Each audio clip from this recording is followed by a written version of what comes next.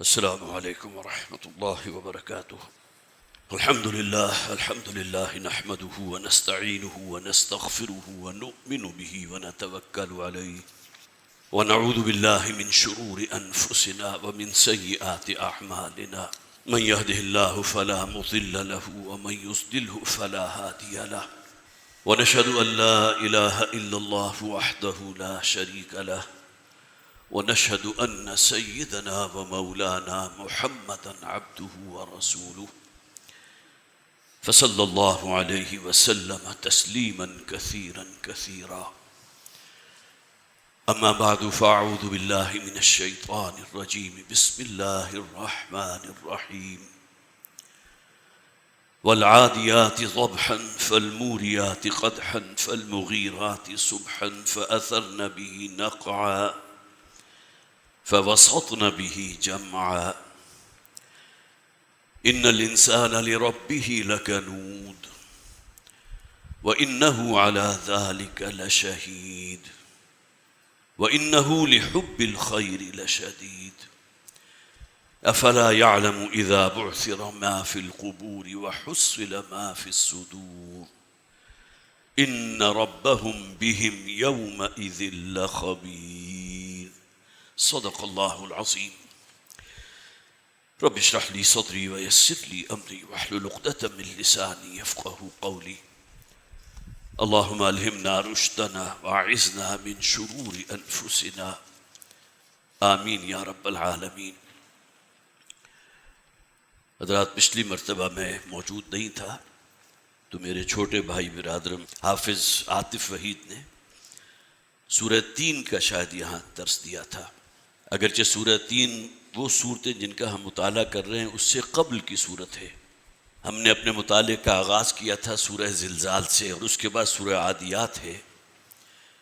کہ جس کا ترجمہ یا بہت ہی اختصار کے ساتھ ایک ترجمانی تھی کہ جو گزشتہ اجتماع میں جس میں موجود تھا آپ حضرات کے سامنے رکھی. آج ہم ذرا گہرائی میں اتر کر سورہ مبارکہ کی آیات کا مطالعہ کریں گے، اور اس بات کو بھی ہمیں اپنے ذہن نشین رکھنا چاہیے کہ یہ صورتیں جو ہم پڑھ رہے ہیں، سمجھنے کی کوشش کر رہے ہیں، تو شعوری طور پر نہ صرف یہ کہ ان صورتوں کو ہم یاد کریں بلکہ اپنی سنتوں میں اور نوافل میں یہ عادت بنائیں کہ یہ صورتیں ہم پڑھیں، اور بالکل اسی طرح پڑھیں جس طرح کہ قرآن حکیم میں کہا گیا نا وَرَتِّلِ الْقُرْآنَ تَرْتِيلًا. قرآن حکیم کو پڑھنے کی، اس کی تلاوت کا حق ادا کرتے ہوئے. ایک تلاوت وہ ہوتی ہے جو کسی محفل قرات میں کی جاتی ہے، لیکن ایک تلاوت وہ ہے جو ہم اپنی نماز میں پڑھتے ہیں جو نسبتاً تیز ہوتی ہے. کسی محفل میں اگر کوئی قاری صاحب تلاوت کریں گے تو بہت ہی رک رک کر، اور ایک ایک مدہ ہے، کہیں غنہ ہے، کہیں اخفا ہے، ان تمام چیزوں کا خیال رکھتے ہوئے. کسی درجے میں یہ باتیں ہمارے پیش نظر رہنی چاہیے، لیکن ظاہر ہے کہ وہ حسن قرات کا جو مظاہرہ ہوتا ہے اس انداز میں آپ اپنی نمازوں میں قرات نہیں کر سکتے، بلکہ اس میں نسبتاً تیزی ہوتی ہے. لیکن کم سے کم یہ کہ ہمیں معلوم ہو کہ جو ہم پڑھ رہے ہیں اس کا مفہوم کیا ہے. اگر کوئی دعائیہ الفاظ ہیں تو ہمارے دل جو ہے ان میں اللہ کی طرف سے رجوع ہو کے ہم اپنے رب سے کچھ مانگ رہے ہیں. یہ نہیں ہے کہ صرف آپ نے اس کا متن پڑھ لیا اور آپ کو معلوم بھی نہیں کہ آپ نے کوئی شے اللہ سے مانگی ہے تو کیا شے آپ نے طلب کی ہے، کیا مانگا ہے. بہت سی دعائیں ہیں جو قرآن حکیم میں موجود ہیں. اب آئیے سورہ مبارکہ کی طرف. اس سورت کا آغاز ہے قسم سے. میں آج خاص طور پر نوٹ کر رہا تھا یہ آخری پارے کی جو 37 صورتیں ہیں ان میں سے 11 صورتیں وہ ہیں کہ جن کا آغاز قسموں سے ہوا، اور قسم کی شے کی کھائی گئی. ظاہر ہے کہ اللہ تعالیٰ سے عظیم تر تو کوئی ہستی موجود نہیں. ہم قسم کھاتے ہیں تو یہ شے ہمارے پیش نظر رہتی ہے کہ جس کی قسم کھاتے ہیں وہ عظیم ترین شے ہے، اگرچہ اللہ تعالیٰ کے لیے شے کا لفظ جو ہے وہ بھی مناسب نہیں ہے. عظیم ترین، اعلیٰ ترین ذات، اللہ کی قسم کھائیں گے. پھر یہ کہ قرآن حکیم، اس کی بھی قسمیں کھائی جاتی ہیں، اس پر ہاتھ رکھ کر حلفیہ بیان دیے جاتے ہیں. اور ہماری عدالتوں میں جو ہوتا ہے، آپ حضرات کے علم میں ہے کہ وہاں تو باہر جو ہے اس قسم کے افراد پھر رہے ہوتے ہیں کہ آپ ان کے ساتھ جو ہے کچھ پیسے طے کیجئے، اور کسی ایسے واقعے جس میں وہ سرے سے کہیں موجود ہی نہیں تھے وہ انہیں بیان کر دیجیے، اور اس کے بعد وہ عدالت میں جو ہے قرآن پر ہاتھ رکھ کر قسم کھانے کو تیار ہوں گے کہ ہم نے اپنی آنکھوں سے یہ واقعہ ہوتے دیکھا۔ گویا کہ جسے آپ کہیے کہ انتہائی ظلم ہے اس کتاب کے ساتھ بھی اور خود اپنے اوپر بھی، کہ اللہ کے کلام کو گواہ بنا کر ایک ایسی شے پر قسم کھائی جا رہی ہے جو اس نے دیکھی نہیں، صرف اس کو 10-15-20 ہزار روپے آپ نے دے دیے ہیں، اور وہ جھوٹی قسمیں کے لیے آپ کو وہاں افراد مل جائیں گے، عدالت کے باہر موجود ہوتے ہیں۔ اللہ تعالیٰ معاف کرے۔ لیکن اللہ تعالیٰ جو قسم کھاتے ہیں تو اس میں کسی شے کی عظمت کا بیان نہیں ہوتا، ترغیب دی جاتی ہے ذرا ان چیزوں پر غور کرو۔ والسماء، قسم ہے آسمان کی، آسمان کا تصور تم کر ہی نہیں سکتے کہ وہ شے ہے کیا۔ ہمیں جو نیلگوں فضا نظر آ رہی ہے، آیا یہ آسمان ہے؟ یا آسمان جو ہے یہ جو ہماری کائنات ہے اس سے ورے کوئی شے ہے؟ قرآن میں کہا گیا کہ اللہ تعالیٰ نے اس کائنات کو پیدا کیا ہے، 7 آسمان اللہ نے بنائے ہیں، 6 دنوں میں تخلیق فرمائی ہے۔ تو 7 آسمانوں کی حقیقت ہے کیا؟ کوئی سائنسدان نہیں بتا سکتا، یہ غیبی امور ہیں۔ ہم مانتے ہیں، تسلیم کرتے ہیں کہ اللہ کے کلام میں ہے، 100% درست ہے، لیکن ابھی ہم اس پہلے آسمان کی بھی گویا کہ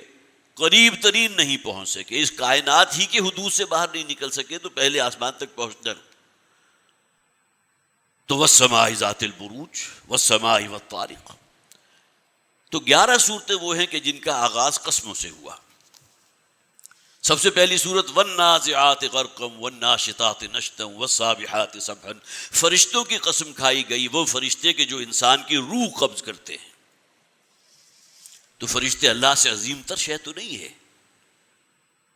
لیکن ہر شخص کو معلوم ہے کہ انسان کی جب اس دنیا سے رخصتی ہوتی ہے تو جو شے اس کے جسم سے نکلتی ہے وہ روح ہے، اس کی جان ہے۔ اور یہ بھی ہم تسلیم کرتے ہیں کہ اللہ تعالیٰ نے فرشتوں کو مقرر کر رکھا ہے، وہ فرشتے آئیں گے روح قبض کرنے کے لیے، جسے آپ کہیے بہت ہی ایک نورانی شخصیت کے ساتھ بھی تہنیت اور مبارکباد دیتے ہوئے بھی، اور ان فرشتوں کی شکل میں بھی آئیں گے کہ جن کے ہاتھوں میں بڑے بڑے گرز ہوں گے،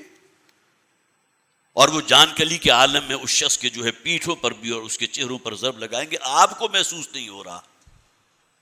قرآن میں موجود ہے یضربون وجوہہم وادبارہم اخرجوا انفسکم، یہ جو روح اور جان تمہارے اندر ہے نکالو اس کو، اور پھر وہ فرشتے ان کے چہروں پر اور ان کی پیٹھوں کے اوپر ضربیں لگائیں گے۔ قرآن کو ماننا ہے تو ان تمام چیزوں کو ہمیں تسلیم کرنا ہے، ماننا ہے، خواہ ہماری سمجھ میں آئے نہ آئیں۔ جس شخص کے اوپر وہ جان کنی کی کیفیت ہے، آپ محسوس کریں نہ کریں کہ اس کو کوئی ضربیں پڑ رہی ہیں یا نہیں پڑ رہی،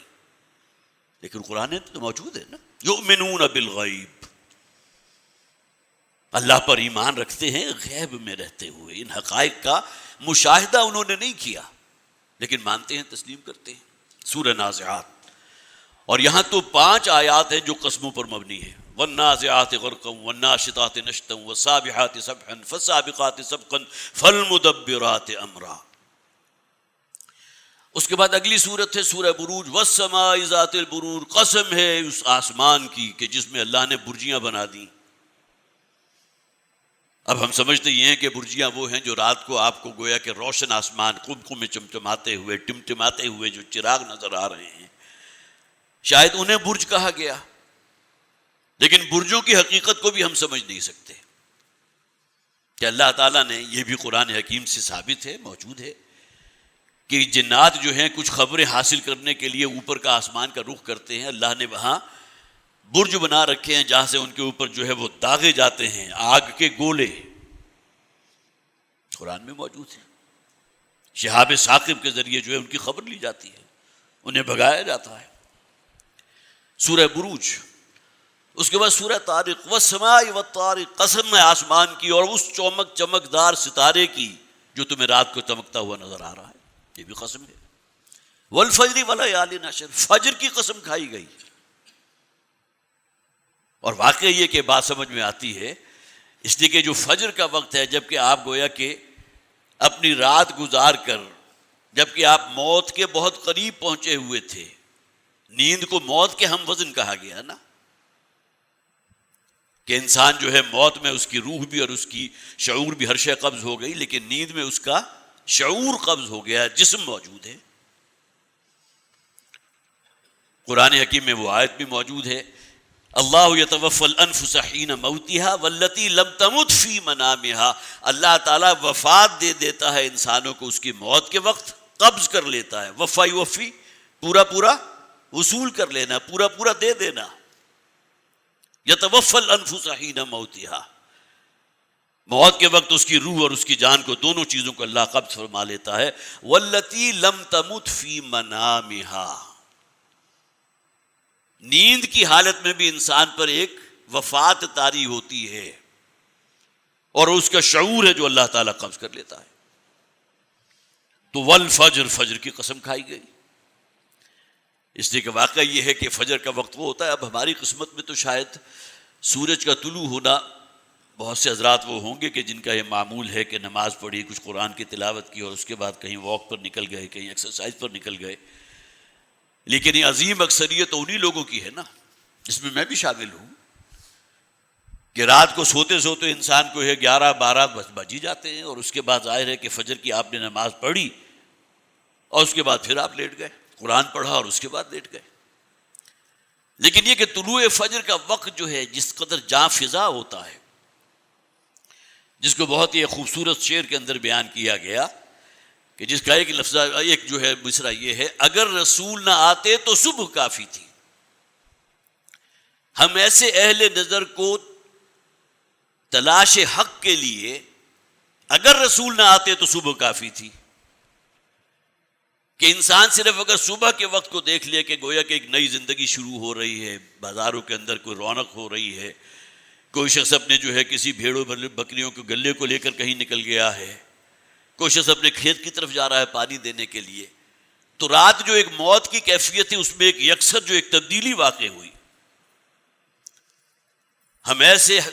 اہل نظر کو تلاش حق کے لیے اگر رسول نہ آتے تو صبح کافی تھی۔ کوئی کہ اللہ کی معرفت کا اگر کچھ نہ کچھ حصہ آپ نے حاصل کرنا ہے تو صبح کا وقت دیکھ لیجئے، والفجر ولیال عشر، قسم ہے صبح کی۔ اور اس کے بعد پھر یہ ہے کہ والشمس وضحاها، کئی آیات جو ہیں وہ قسموں پر مشتمل ہے۔ تو اسی طرح سورہ عادیات بھی ہے، بحث جو ہے کوئی زیادہ طویل ہو گئی، اس میں بھی ابتدا ہو رہی ہے قسم سے۔ عادیہ اصل میں بہت تیز رفتاری کے ساتھ اگر کوئی شے دوڑ رہی ہو، انسان ہو حیوان ہو، دونوں کے لیے اصطلاح استعمال ہوتی ہے، لیکن یہاں جو اس کے فوراً بعد ایک صیغہ استعمال ہوا ذبحا، اور یہ خاص طور پر ضاد با اور حا، یہ لفظ یہاں بھی استعمال ہوا اور عربی لغت میں استعمال ہوتا ہے۔ گھوڑا جب سر پٹ دوڑتا ہے تو اس کے نتلوں سے جو آواز نکلتی ہے اسے ذبح کہتے ہیں۔ لہذا ہمارے مفسرین نے یہاں ترجمہ کیا کیا، والعادیات ضبحا، قسم ہے ان گھوڑوں کی جو بہت تیز دوڑتے ہوئے ہانپ رہے ہیں، قسم ہے یہ۔ حالانکہ وہی بات ہے کہ انسان اگر سوچے کہ اس چیز پر قسم کھانے کی کیا ضرورت تھی، لیکن آگے واضح ہو جائے گا کیوں کہا گیا ہے یہ۔ اس لیے کہ جن چیزوں پر وہ تان ٹوٹی ہے ان قسموں کی، ان الانسان لربہ لکنود، انسان اپنے رب کا بہت بڑا ناشکرا ہے۔ ان گھوڑوں کو دیکھو جن کے تم خالق نہیں ہو، ان کو صرف کچھ پانی پلا دیا، کچھ چارہ دے دیا، کچھ اور ان کو جو ہے کوئی اور سیوا کر دی،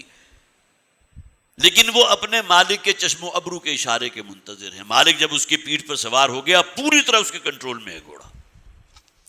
وہ ذرا اشارہ کرے گا دشمن کی صفوں میں گھس جائے گا، اس بات کی پرواہ کیے بغیر کہ اس گھوڑے کی اپنی جان بھی ہے جو اس کو عزیز ہے، لیکن اس کے باوجود گھس جائے گا۔ تو والعادیات ضبحا، قسم ہے ان گھوڑوں کی کہ جو تیزی سے دوڑتے ہیں اور ان کی سانس کی آواز نکلتی ہے۔ ذبح، ضاد با اور ہا، یہ ذبح نہیں ہے جو ابھی عید قربان کے موقع پر ہم جانور ذبح کریں گے، ذبح ہے۔ والعادیات ضبحا فالموریات قدحا، اور پھر وہی گھوڑے کے جو جب رات میں چلتے ہیں تو ان کے سموں سے جب وہ پتھروں کے چٹانوں پر ٹکراتے ہیں تو چنگاریاں نکلتی ہیں۔ فالموریات قدحا، اور چنگاریاں نکالنے والے اپنے سموں کے ذریعے، اپنی ٹاپوں کے ذریعے۔ اور عرب میں معاشرے کو اگر آپ اپنے ذہن میں رکھیں گے تو وہاں مختلف قبائل ہیں، ایک دوسرے کے خلاف غارت گری ہو رہی ہے، اور اس کے لیے بہترین وقت جو متعین کرتے تھے وہ کیا تھا کہ سورج کے طلوع ہونے سے پہلے پہلے کسی بستی پر جا کر حملہ کر دو۔ ابھی گویا کہ رات اپنا آخری پہر مکمل کر چکی، لہذا جو یہاں فرمایا گیا نا فالمغیرات صبحا، اور صبح کے اوقات میں غارت گری کرنے والے۔ اب دیکھیں یہاں بات ہو رہی ہے ان گھوڑوں کی، اور اصل میں یہاں مراد جو لیا جا رہا ہے وہ کیا ہے کہ وہ شخص کے جو اس گھوڑے کی پیٹھ کے اوپر سوار ہے وہ مجاہد، وہ غازی جو نکلا ہوا اللہ کے رستے میں جہاد فی سبیل اللہ کر رہا ہے۔ اس وقت تو اور کوئی سواری نہیں تھی، نہ بختر گاڑیاں تھی، نہ کسی قسم کی اور کنوینس تھی، یہی گھوڑا ہوتا تھا کہ جس کو پالا جاتا تھا، بڑی سیوا کی جاتی تھی اس کی۔ جیسے کہ وہ حدیث جو ہے میں نے آپ کو اس کا ذکر کیا تھا، بخاری شریف میں موجود ہے، حضرت ابو ہریرہ رضی اللہ تعالیٰ عنہ سے مروی ہے، جس میں حضور نے فرمایا جو شخص بھی گھوڑے کی سیوا کرتا ہے، اسے پالتا ہے، اس کے 3 مقاصد ہو سکتے ہیں۔ سب سے پہلا اور ٹاپ کا مقصد کیا ہے کہ وہ گھوڑا پال رہا ہے کہ میں اس کی پشت پر سوار ہو کر اللہ کے دین کے غلبے کے لیے کام کروں گا، جنگ و جدال کروں گا۔ اب یہ تو وہ شخص ہے کہ جس کو اس گھوڑے کی سیوا پر بہترین اجر و ثواب ملے گا، بہترین ریوارڈ۔ دوسرا شخص وہ ہے جو گھوڑا پال رہا ہے کوئی تجارت کے لیے، کوئی سامان جو ہے اس کو ڈھونے کے لیے، اپنی غرض کے لیے، یہ بھی جائز ہے، بالکل ٹھیک ہے۔ اللہ تعالیٰ نے یہ بال برداری کے لیے جو جانور پیدا کیے ہیں ان سے وہ کام لے رہا ہے، اپنے مقصد کے لیے استعمال کر رہا ہے۔ اور تیسری ایک غرض بھی ہے، حضور فرماتے ہیں، اور وہ یہ ہے کہ تفاخر کے لیے، اعلیٰ سے اعلیٰ نسل کا گھوڑا میرے پاس ہو، پوری بستی میں دھاگ بیٹھ جائے کہ اس کے پاس اتنے گھوڑے ہیں جو عربی نسل ہیں، اصیل گھوڑے۔ اور یہ شخص جو ہے جو گویا کہ فخر کے لیے، ریاکاری کے لیے گھوڑے پال رہا ہے، یہ مجرم ہے، اس لیے کہ نیت صحیح نہیں ہے۔ ایک ہی عمل ہے لیکن اس کی یہ 3 ڈائمنشنز ہیں، ایک باعث اجر و ثواب ہے، دوسرا مباح ہے، اور تیسرا گناہ ہے۔ خارج میں، ظاہر میں گویا کہ وہ تینوں ایک ہی کام کر رہے ہیں۔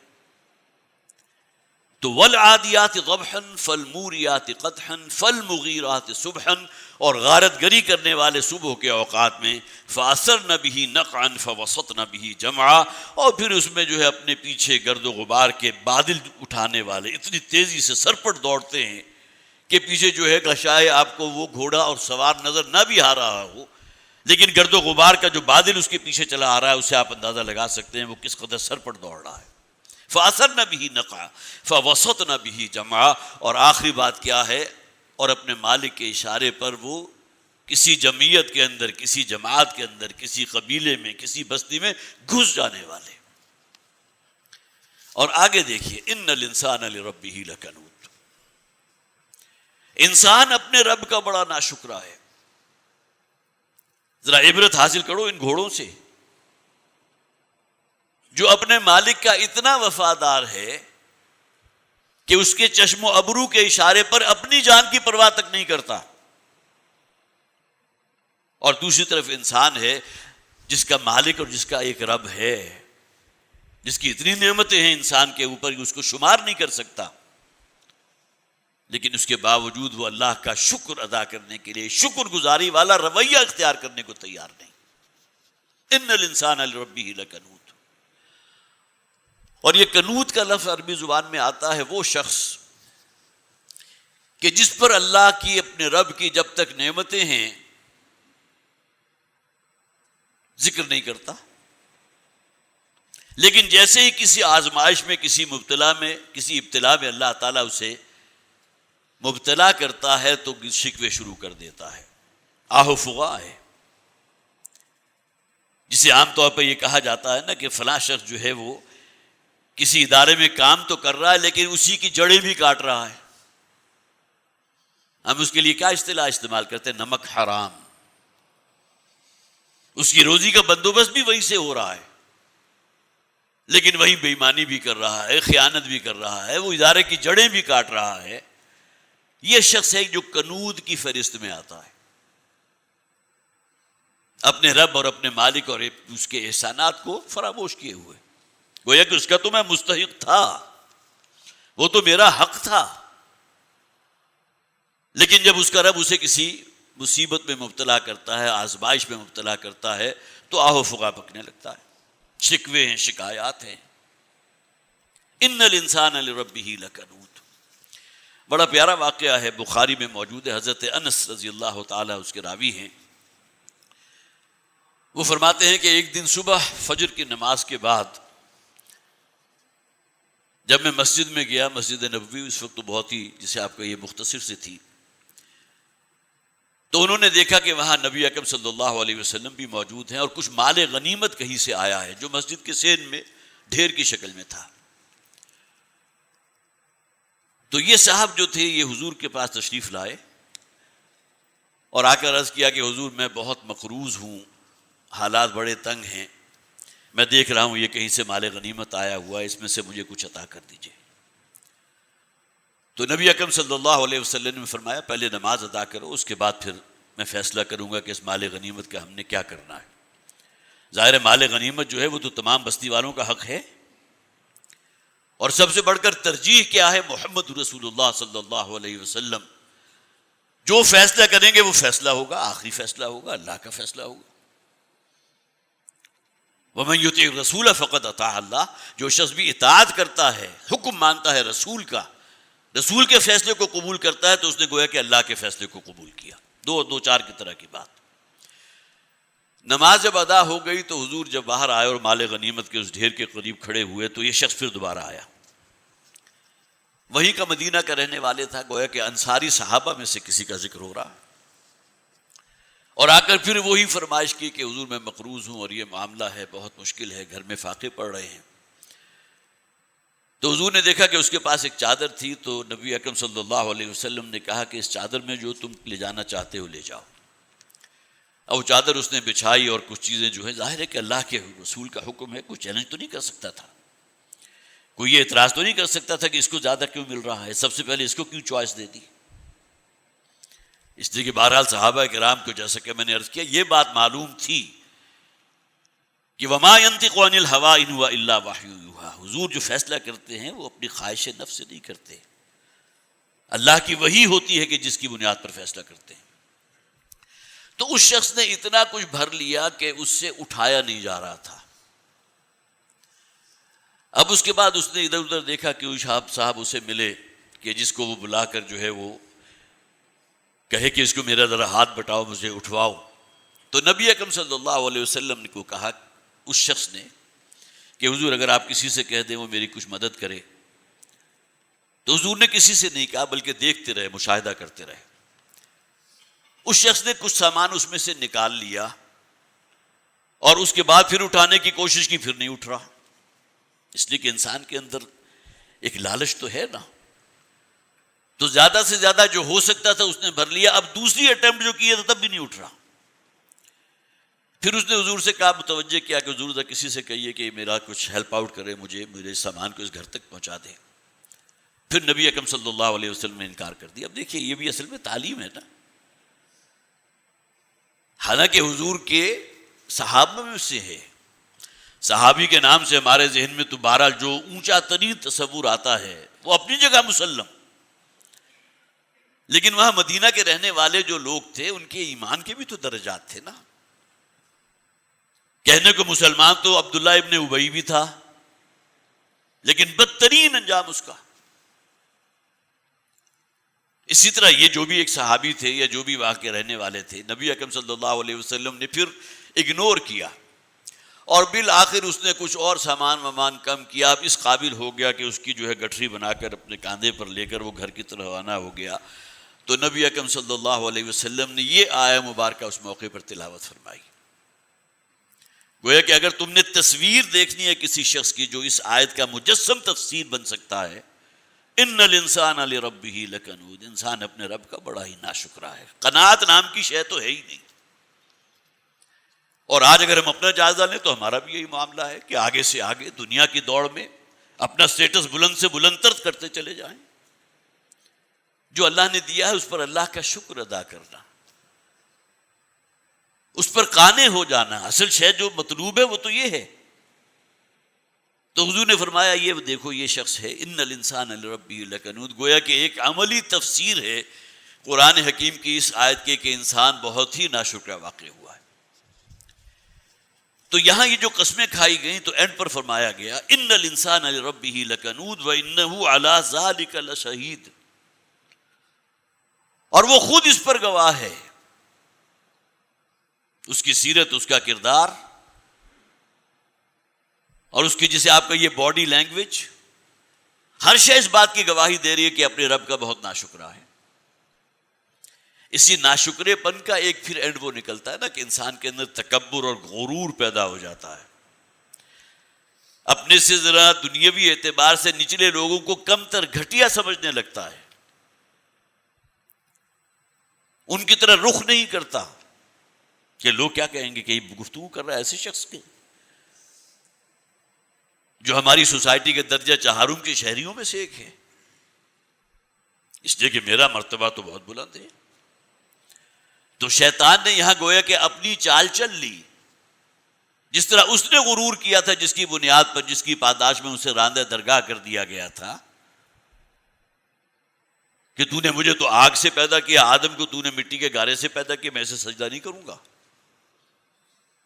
خلقتنی من نار و خلقتہ من طین۔ اب انسان کے اندر بھی ناشکری کی وجہ سے وہ تکبر بھی پیدا ہو جاتا ہے، گھمنڈ اور غرور پیدا ہو جاتا ہے، دوسروں کو گھٹیا سمجھنے لگتا ہے۔ انہ علی ذلک لشہید، وہ خود اس پر سب سے بڑا گواہ ہے، اور گواہی دینے والے دو فرشتے بھی تو موجود ہیں نا، کرامن کاتبین، جن کو اللہ تعالیٰ نے یہ ڈیوٹی ان کے سپرد کی ہے کہ وہ انسان کا ہر عمل، خواہ وہ ذرے کے ہم وزن کیوں نہ ہو، اس کو نوٹ کریں گے، زبان سے نکلا ہوا ہر قول اس کو نوٹ کریں گے۔ وَإِنَّهُ عَلَىٰ ذَلِكَ لَشَهِيدٌ وَإِنَّهُ لِحُبِّ الْخَيْرِ لَشَدِيدٌ، اور یہ انسان خیر کی محبت میں بہت ہی پکا ہے۔ خیر سے مراد مال ہے، اس لیے کہ یہ آیت جو ہے قرآن حکیم میں ایک جگہ موجود ہے سورہ بقرہ کے اندر، کہ جہاں یہ فرمایا گیا اذا حضر احدکم الموت ان ترک خیرا الوصیۃ للوالدین والاقربین،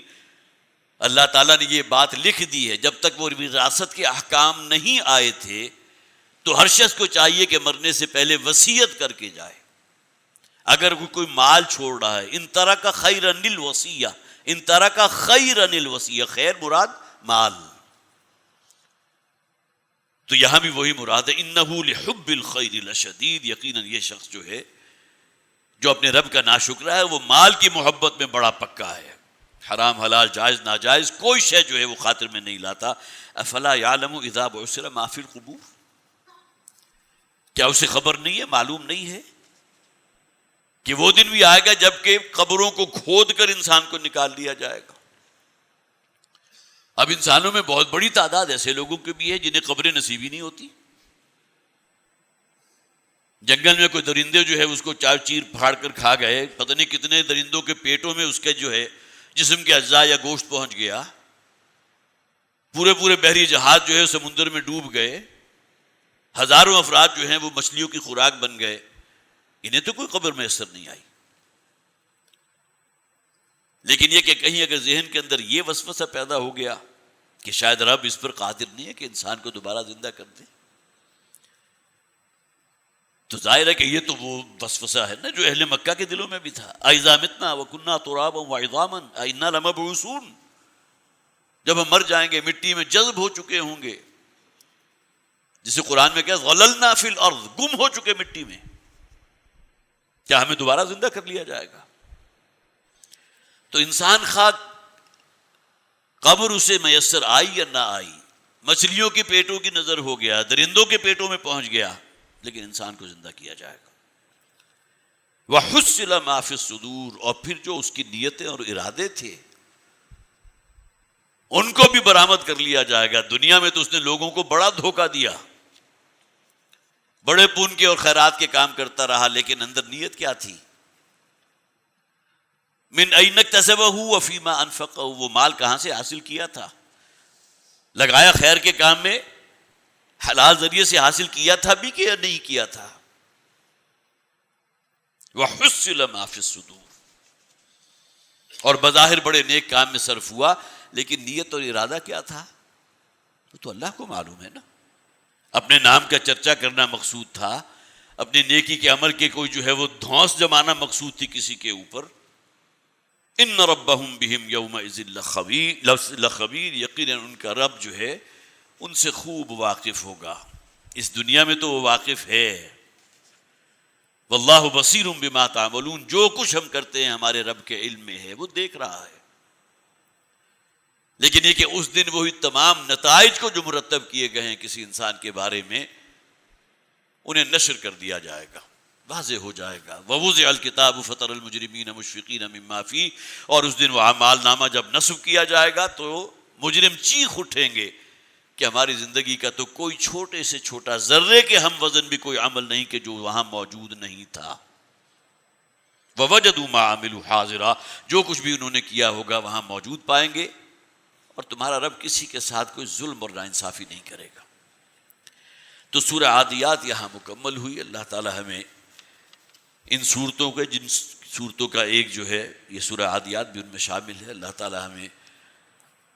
توفیق عطا فرمائے کہ ان صورتوں کو جنہیں یاد نہیں ہے وہ اس کو یاد کرے، اپنی نمازوں میں ان کی تلاوت کرے اور پورے استحضار کے ساتھ تلاوت کریں۔ بارک اللہ لی ولکم فی القرآن العظیم ونفعنی وإیاکم بالآیات والذکر الحکیم۔ پریس ریلیز کے حوالے سے چند باتیں میں عرض کر دوں۔ اس کا عنوان ہے تحفظ والدین آرڈیننس 2021 کا اجرا حکومت کا قابل تحسین قدم ہے۔ تنظیم اسلامی کے امیر شجاع الدین شیخ صاحب نے ایک بیان میں کہا